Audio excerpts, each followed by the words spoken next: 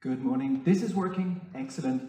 Mayor Curry, ladies and gentlemen, fellow friends of green transformation and sustainability. My name is Thierry Hoppe. I'm the Consul General of Denmark. And let me just start by saying it's a tremendous pleasure to be here this morning in a room full of people interested in talking about and exchanging on green transformation and sustainability, especially in a room of people like yourselves, people that really can make a difference outside this room. Good morning, everyone. I'm John Jönsson, head of Swedish-Turkish cooperation at the Consulate General of Sweden in Istanbul. I'm equally happy to be here today. It's a great honor. But I would also like to convey a message from my Consul General, Peter Eriksson, who had planned to be here today, but unfortunately had to go to Sweden on a short notice. I think for you to hear me, I need to be sitting a little bit skewed like this. I apologize for that. Let me say this, there's a good reason that this is very exciting for Björn and myself, because this is not a one-off event. This is actually the first of a series of events that Sweden, Denmark, but also Finland and Norway will be organizing in the months to come. It will all be about bringing Nordic experts and expertise here to Turkey and for them to share their experience and know-how. We call it Nordic Talks. Yes, and Nordic Talks is basically a series of live talks and a podcast dedicated to addressing the 17 United Nations Sustainable Development Goals. The aim is to bring together the brightest minds from the Nordics and their counterparts from the world. And Nordic Talks is all about starting conversation and not about monologues. The great news, I think, judging from the opening speeches, is that we're well beyond having to explain why it's important for us to act and the urgency of acting on climate change. We're beyond that in this room, that's clear. So we can focus on what there really is a need for now, which is action, innovation, and exchange of ideas. And that's what Nordic Talks is all about, exchanging ideas. And if you read the motto at the end of this video, it's inspiring people to act, and acting as we're doing today to inspire other people. So 5 decades ago, the Nordic region was entirely dependent on oil and fossil fuels. Today, the Nordics are widely considered to be a global frontrunner in the green transition. We feel an obligation to inspire others on how to make the transition to a more sustainable, low carbon and resource efficient society. And we have speakers with us today that represent interesting Nordic experiences and know-how in this regard.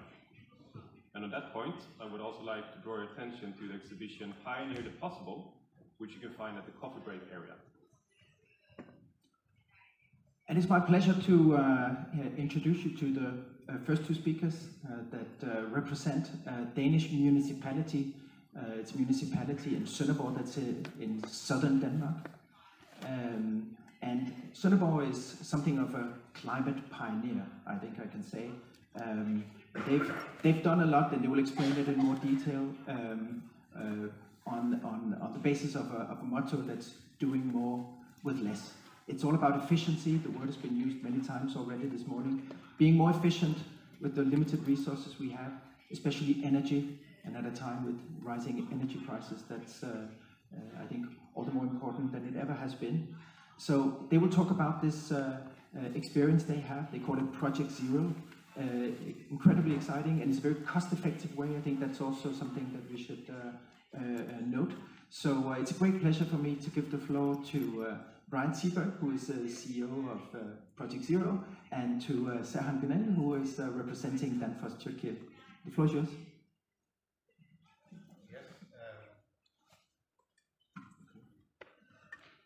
Thierry, thank you very much for that kind introduction. And good morning, everybody. My name is Brian Seberg. I'm the CEO of Project Zero. And thank you for giving us the opportunity to speak at this important conference, because we are in a situation with multiple crises. We have an accelerating energy and climate crisis. We have inflation and food scarcity. These challenges are creating a new sense of urgency for doing more with less and to act now. I'm here to introduce you to Project Zero as a local solution to a global problem. Project Zero is Sonderborg's model and aspiration to decarbonize its energy system by 2029 in a fast, intelligent and cost-effective way. Project Zero is one of Denmark's strongest green public-private partnerships, established in 2007 with the municipality of Sonderborg and the Danfoss Foundation at the head. And since 2007, Project Zero has been a lighthouse project in Sonderborg, supported by a unified city council. Let me just start a few months ago. In June, the International Energy Agency, IEA, held its World Conference in Sonderborg with the participation of ministers from all over the world. They went to Sonderborg because they can see the effect of early action on energy efficiency in practice. The Sonderborg Climate Action Plan on Energy Efficiency was signed, and the president, the executive president of IEA, Mr. Fatih Birol, he named Sonderborg the global capital of energy efficiency because of the results achieved in Project Zero. Project Zero is a local solution to a global problem. We all know the importance of the Paris Agreement. Denmark has a very ambitious plan to reduce CO2 by 70% by 2030 compared to 1990. It is one of the toughest climate goals in the world, and it is enforced by law. The Sonderborg aspiration is Sonderborg's contribution to the Danish aspiration, and Sonderborg's aspiration is to decarbonize its energy system by 2029.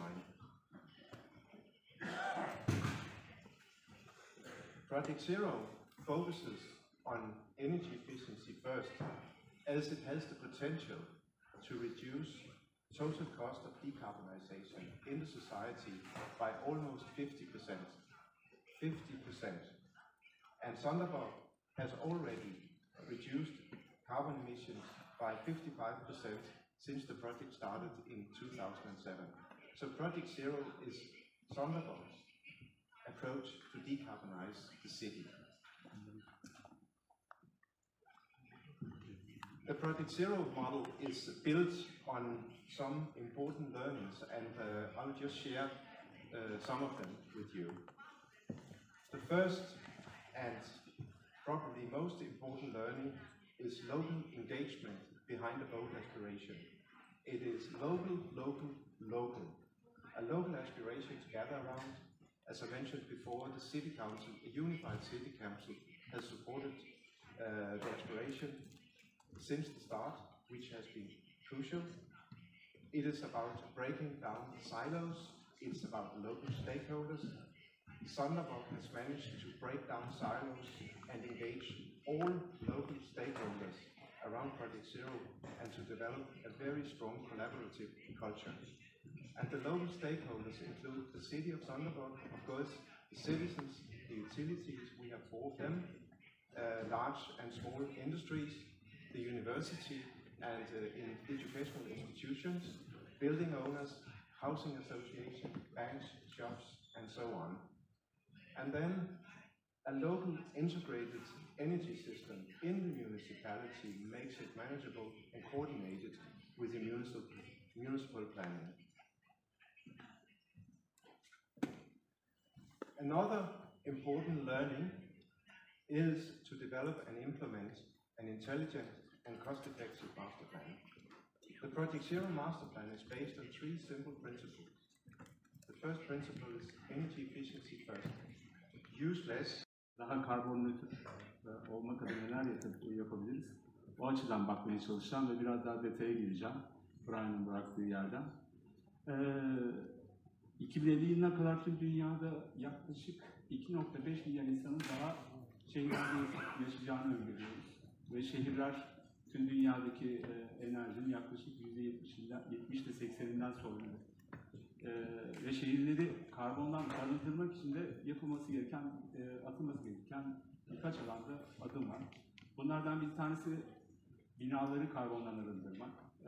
Bölgesel enerji, birazdan detayına gireceğim. Bölgesel enerjiyle beraber düşünmemiz gereken sektör integrasyonu. Yine inşaat sektöründeki iş makineleri elektrifikasyonla beraber elektrikli araçlar haline getirilmesi, e-mobility ve su dağıtım şebekesinin enerjisinin artık karbon nötr hale gelmesi bu adımlardan bazıları. Türkiye'ye geldiğimiz zaman da elektrik ve ısınma bizim karbon emisyonumuzun çoğunluğunu oluşturuyor. Elektriği üretirken hala çoğunluk olarak kömür, daha sonra petrol ve daha sonra doğalgaz kullanıyoruz. Doğalgaz her ne kadar çok yaygın olsa da kırsal alanlarda hala kömür kullanımı yaygın ve karbon emisyonlarının çoğundan kömür santrallerimiz ve dediğim gibi ısınmada kullanılan kömür sorumlu. O yüzden de elektrik ve ısıtmada atacağımız adımlarla karbondan nötr bir ısıtma sistemi, aynı zamanda elektrik üretimi yaparak karbon emisyonlarını ciddi bir şekilde azaltmamız mümkün. Aynı zamanda hep konuşulan bir şey var. Yenilenebilir enerji. Bunu şiddetle destekliyoruz. Ama yenilenebilir enerjiye konsantre olurken de mevcut bina stoğumuzdaki enerji verimini, çözümleri de artırarak binalarımızı verimliliğini arttırmamız gerekiyor. Bununla da ilgili zaten bakanlığımızda 2008 yılında yayınlamış olduğu bina enerji performans yönetmeliği var. Burada bazı tedbirler alındı. Termosik vana kullanımı, merkezi sistemi force etmek için gerekli adımlar atıldı. Bunları daha ileri taşımak gerçekten bizim binalarımızı kendi öz kaynaklarımızı ısıtabilmek için ciddi önem arz ediyor. Biraz daha detaya girecek olursak, peki binalara geldiğimizde durum ne? Binalar, toplam enerjinin %50'sini binalarda şu an ısıtma için kullanıyoruz. Ama bu ısıtmayı kullanırken de geleneksel yöntemlerimizde merkez sistem kazan veya kombi sistemleri. Ama şu anki teknolojiyle kendi öz kaynaklarımızı kullanarak tüm şehirlerimizi tek bir merkezden veya belli merkezlerden bölgesel ısıtmayla, bölgesel enerjiyle ısıtmak mümkün. Yani Kadıköy'den örnek verecek olursak spesifik biraz daha detaya girmek istiyorum. Mümkün olsaydı eğer endüstriyel atık veya bir elektrifikasyon, yenilenebilir enerjiden elde edilmiş bir elektrikle beslenen ısı pompasıyla, bir data center'ın atık ısısıyla veya süpermarket dolaplarındaki atık ısıyla şehri hem ısıtmak hem de kullanım sıcak suyu elde etmek mümkün. Bölgesel ısıtmayı bir ring hattı gibi düşünün. Nasıl asfaltın altından doğalgaz borularımız, su borularımız geçiyor. Bunlar yerine veya bunların yanında bir sıcak su boru hattı ve bu sıcak su boru hattını değişik ısı kaynaklarıyla besleyebiliyoruz. Biraz önce bahsettiğim gibi bu bir data center olabilir, ısı pompası olabilir, endüstriyel atık olabilir, çimento fabrikasındaki bacadan çıkan ısıyı alıp yine bu ring hattını beslemek mümkün. Isı pompaları olabilir. Bu değişik enerji kaynaklarıyla beraber bu ring hattını besleyerek tüm şehri ısıtmak veya kullanım sıcak suyu elde etmek mümkün ve kullanım sıcak suyu ve ısıtma toplam bina enerji tüketiminin yaklaşık %70'ini oluşturuyor. Biz yenilenebilir enerji kaynaklarına veya kendi öz kaynaklarımıza ne kadar yönlendirirsek karbon emisyonlarının da azaltmasına o kadar etkide bulmuş olacağız. Ben hep örnek veriyorum, kendi bir fantezim var. Kadıköy'de neden bu mümkün olmasın diye. Mühendislik olarak mümkün. Bir ısı pompasıyla, belli yerlerde konuşlandırılmış ısı pompasıyla, ısı pompalarıyla Kadıköy'ün çeşitli bölgelerini bu enerjiyle ısıtmak veya sıcak su elde etmek mümkün. Doğalgaza bağımlılığımızı mevcut konjonktürel durumda azaltmamız şart gibi görünüyor. Şu an mesela Avrupa Birliği'nden bir örnek vermek istiyorum. Belli Avrupa Birliği ülkelerinde kombi takacaksınız, yeni bir binaya taşındınız, yeni bir daireye taşındınız. Artık doğalgazla çalışan kombi kullanımına izin vermiyorlar. Ya bölgesel ısıtmadan besleneceksiniz diyorlar veya kombi yerine bir ısı pompası kullanmamız gerekir diyorlar ki işte Rusya'daki tedarik problemleri vesaire jeopolitik nedenlerden dolayı tamamen doğalgaza bağımlılığını azaltmak yönünde ciddi adımlar atıyor Avrupa Birliği ülkeleri. Bizim de 3 sene sonra olur, 5 sene sonra olur. Doğalgaz bir gün bitecek. Bu adımları ciddiye alıp bir an önce atmamız gerektiğine inanıyorum. Brian, maybe for the last remarks, beklemeyin diyorum. Şu anki teknolojiyle bunları yapmak mümkün. Fırsatı verdiğiniz için yeniden çok teşekkür ederim. Çok sağ olun.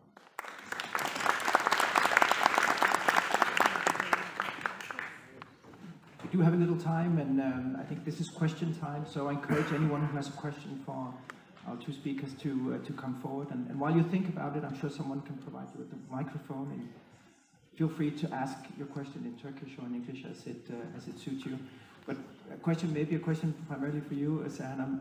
I'm wondering what are the primary obstacles today to doing this more in Turkey? I think I'm sorry. In the ministry level, I see. Bak ben çok ciddi mühendislik altyapımız var. Bu konuda da gerekli çalışmalar yapıldı. Türkiye'de bakanlığın çalışmasıyla Danimarka Enerji Ajansı ile beraber 2.4 milyon konutun şu an atık ısıyla ısıtabileceğini biliyoruz. Bunun için yaklaşık, yanlış hatırlamıyorsam biraz önceki sunumda da vardı, 2,5 milyar dolarlık bir yatırım ihtiyacımız var. Ve bu 2,5 milyar dolarlık yatırımı yaptığımızda senelik tasarruf miktarımız 650 milyon dolar civarındaydı yanlış hatırlamıyorsam. Bence şu an politik irade de var, ciddi bir mühendislik altyapımız da var bununla ilgili. 10 sene önce sadece jeotermalle beslenen bölgesel ısıtma sistemlerini konuşurken şimdi bir atık ısı haritamız olması bana hem şaşkınlık veriyor ama aynı zamanda gurur veriyor. Bence buradaki en büyük problem şu an için finansman sıkıntısı. Bir irade olduğuna inanıyorum. Bununla ilgili de altyapı da şu an hazır. Ama finansman sıkıntısını çözersek sanırım bu adımlar da Türkiye'de çok hızlı bir şekilde atılmaya başlanacaktır. I'm looking around the room to see if there are any questions. Please, we have a question here, please. Is this on? I don't know. Well, the microphone isn't working, but if anyone can hear me. On your last slide, Serhan, you referred to waste heat and its ability to heat homes. You had, I think if I look on the screen here, the ability to heat 2.4 million flats with potential savings of 650 million USD, but the investment costs on the screen, it said 2.4 billion USD per year. Is that correct? That's per year? That's correct. This is the numbers taken from the Ministry of Energy and Natural Resources. Yeah. So I guess the challenge is if the benefits are 650 million USD, but the cost is 2.4 billion, then we've still got a huge challenge in the business case. 2.4 million is the first investment value, so it's a one-time investment. Finding the finance model is really difficult, but payback time is only 4 years within that investment. So, if I didn't understand, I misunderstood your question. Okay, on the screen it said that it was an investment of 2.4 billion per year, but it's actually a one-time investment. Yeah, one-time investment. Sorry, maybe there's a... Then the business case, then business case looks more interesting. Yeah. Thank you for the clarification. Yeah. Thank you, Sam. Do we have any other questions in the room? The light is not great from here, please. Yes, please.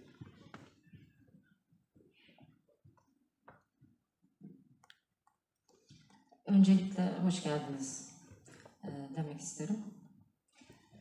Dünyadaki siyasal erk olsun, iş insanları olsun, yerel yöneticiler olsun ya daha sürdürülebilirlik üzerine düşünsel paradigmalarını kurguluyorlar ya da kısa dönemli operasyonel bir düşünce tarzına sahipler.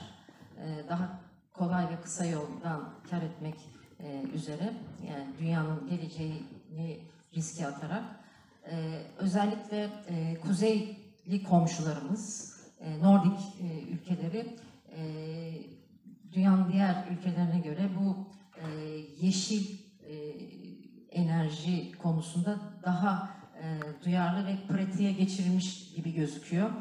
Bunun belki kültürel kodlarınızla da alakası var. Belki eğitim sistemiyle de alakası var. Benim sormak istediğim kamusal aydınlanmayı, bilinçlenmeyi, dünyanın geleceği, küresel iklim kriziyle ilgili nasıl sağladınız bu kamusal aydınlanmayı? Onu sormak istedim. Zan, I don't know if this was a question for you. I We had some don't know, translation I can issues. easily answer this. I think the answer is going back to 1970s, at the beginning of 1970s, giving from the example from Denmark. On the oil crisis in 1970s, that has created a big awareness on the energy efficiency and dependency on the foreign countries on the energy resources. You would see cars laying on the streets of Copenhagen, not moving for weeks, if I'm not mistaken, Thierry, Brian. So that has created a reflex on the public, not on the government, but also on the public. On the Nordic example, I think it's going back to 1970. Actually, that was the kickoff for the journey of Denmark. Maybe.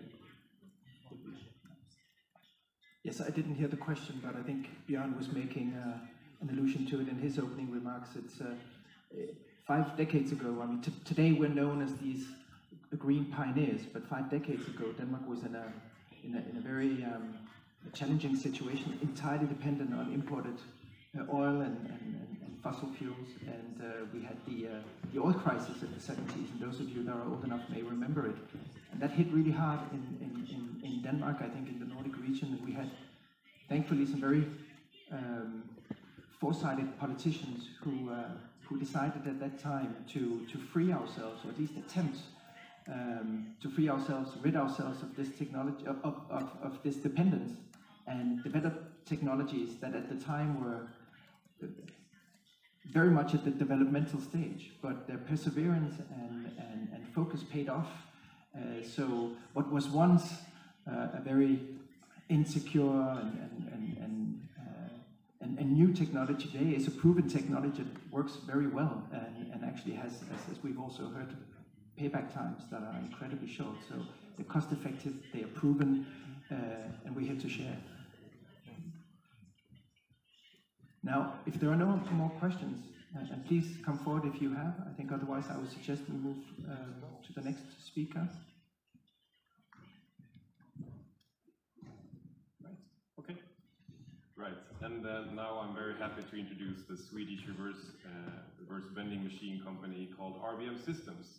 They encourage consumers to recycle single-use plastics to help limit waste, protect the environment for future generations, and contribute to a circular economy. And I very much look forward to the presentation of the executive board member of RVM Systems Turkey, Ayşe Eroğlu, who will talk about their contributions to the green economy in this country. Ayşe, the floor is yours. Thanks a lot. First of all, let me introduce myself. I'm Ayşe Eroğlu. I'm presenting RVM Systems Turkey as an executive member, but also I present Systemair Turkey as a general manager, as a managing director in the HVAC systems, which we also collaborate with Danfoss in some of the regions in the world for the energy efficiency products. But today I'm here to represent RVM Systems Turkey. First of all, I would like to thank you for the WRI team to invite me, and I'm going to share RVM Systems AB benchmarks and also what our add value is to the world and what we want to aim to add value in Turkey. So RVM, what is RVM? RVM is a reverse vending machine supplier and manufacturer all over the world. It's a Swedish, the root is the Swedish company, and we have R&D centers in Norway and Denmark. And we have also production facilities in Estonia and Denmark, and recently in Turkey right now. We are supplying of reverse vending machines and high counting machines, which is parallel to deposit return systems that is active in some of the countries all over the world, especially Nordic countries and some of the European Union countries. And our vision is to be the leading global partner in providing innovative technologies in circular economy. And also, as Swedish Consulate Peter is always emphasizing it, he's not today with us, but he's emphasizing the Swedish technologies are pioneering the possible. And also, we are one of the leading company as RVM Systems who are making innovative technologies and innovative solutions for the circular economy. So why we need circular waste management? It is very obvious. I will not speak it about a lot because our mayors of Kadıköy and also Istanbul have already emphasized. We have to solve the environmental pollution in the cities because there are lots of waste that we have been wasting throughout all daily operations. And we have to create long-term and sustainable solutions. This is very important when we look at our mission of RVM Systems AB, because when we see the collections, manual collections, there are some disadvantages of the system. But when we use all the technology with innovative reverse vending machines and high counting machines, we see it is improving and it is developing in some perspective. And also we have to include materials again in the production cycle. It's very important. As you all know, after the pandemic situation, we all faced the lack of resources and the London metal exchange rate, and also some of the resources were very expensive and very unreachable.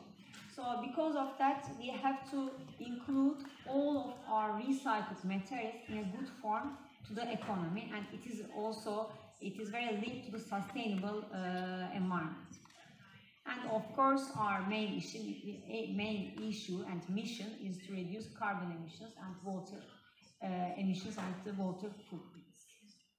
So when we look at the industry, what is the deposit return scheme?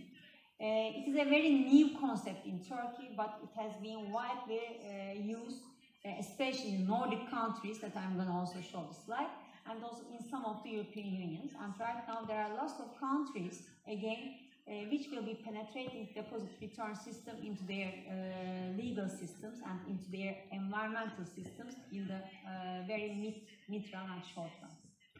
So the industry targets 50% of the recycled materials as of 2025. It's also a commitment for the Paris Agreement, Fit for 55, and also this is very parallel to one of the European Union regulations. So European Union targets 77% of the recycled containers as of 2025, and 90% as of 2029, which is a very ambitious goal when we look at from this perspective as of today. So, for example, also in the Nordic Talks, Norwegian model is also one of the benchmark that we also take it for the DRS system, for the deposit return system. For the Norwegian model, they have adopted this system many years ago, and right now they are taking above 85% of the recycled materials from this system, and they improve resource efficiency, they increase sale and quality for beverage containers, improve environmental footprint of beverage containers, enable bottle-to-bottle a closed loop circular economy system, reduce littering, waste reduction, and reduce landfill needed. So beverage industry's commitments to 100 collection and 50% recycled as of 2030. So when we look at the Norwegian model and the goal and also the output of the Norwegian model, 85% of PETs are also recycled to bottle to bottle.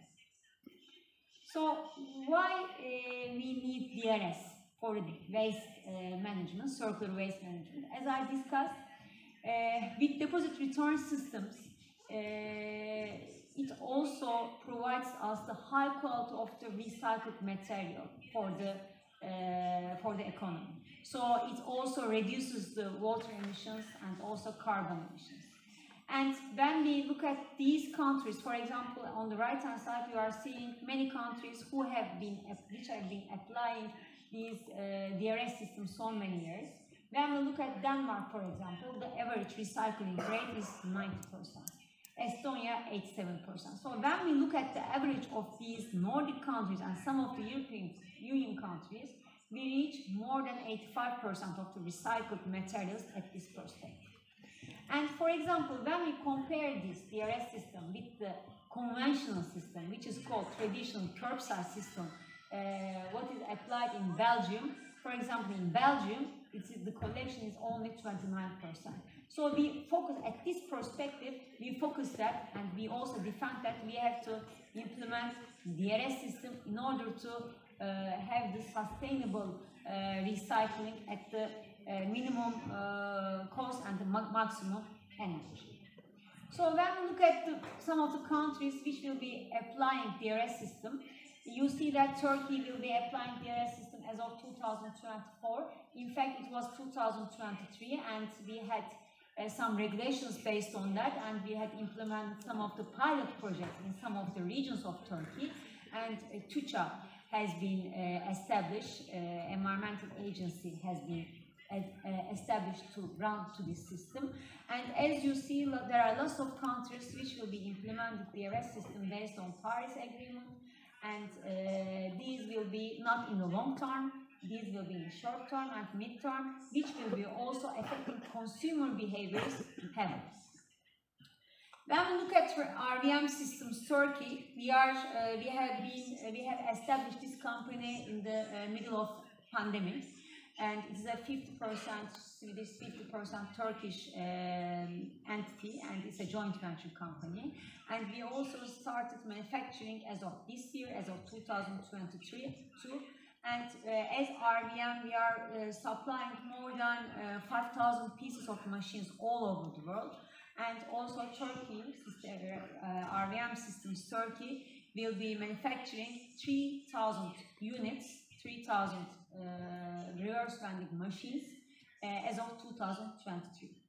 And our factory is in Dilovası. We have approximately 3,000 meters square dedicated to these reverse vending machines, and in the longer run, we will be also producing some high speed countable machines.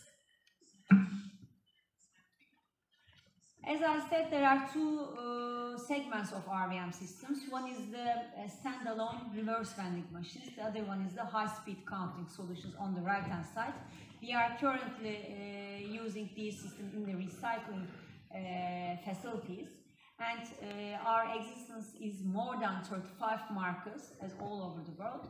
And we have collected 13 billion containers as of 2021 with only RVM machines, with Pro lines and also with standalone machines. And when we look at the pilot projects in Turkey, we have done one pilot project in Kızılcahamam with Environmental Agency of Turkey, and we have supplied 4 reverse vending machines there, and for the inhabitants to use them, they have also given some incentives to use them, and they are all drinking the bottles, and they are putting into the reverse vending machines, and they are getting the incentive to spend it in some of the markets and in some of the areas. And the second pilot project was made with Bircam in Yalova. So also Gürallar, the glass bottle company, was also included in the project, and we had collected approximately 70,000 pieces of containers in just 1 month with this project, only with this one machine. And again, this was a project with Turkcell. We had a collaboration with Turkcell. Turkcell was organizing concerts in Wadi Istanbul. So we had also rented this outdoor standalone model to Turkcell area. And the audiences were drinking, and they were all putting the bottles, and the Turkcell was giving them paysel PaySell credits in order to use them in the further long. And also, it was the first project, in fact, in Turkey, Şişecam. It was one of the first projects, Şişecam. We had put one machine in Şişecam headquarters for all of the Şişecam employees. And they are also currently using this, and they are in collaboration with Turkcell PaySell system for the incentives. And at the last project, and it was the first project, in fact, 2 years ago, we had implemented this project with Bell Holding. Bell Holding is a very big packaging company for these FMCGs, very well-known FMCGs. So Unilever was also one of their customers, and we had put one reverse vending machine in the headquarters of Unilever for the Unilever employees in order to use them at the Unilever market, and also they were giving their bottles and taking some incentives to use in a Unilever market. And also, again, we had put this one of the machine in our factory in Dilovası. It is an industrial organization, and right now we are in the mid of the industrial zone, green zone. To make it green zone, we are also making some implementation of this system. So it is one of the implemented factory in Turkey right now. So that's all from my side. Thanks a lot for your patience and listening to me.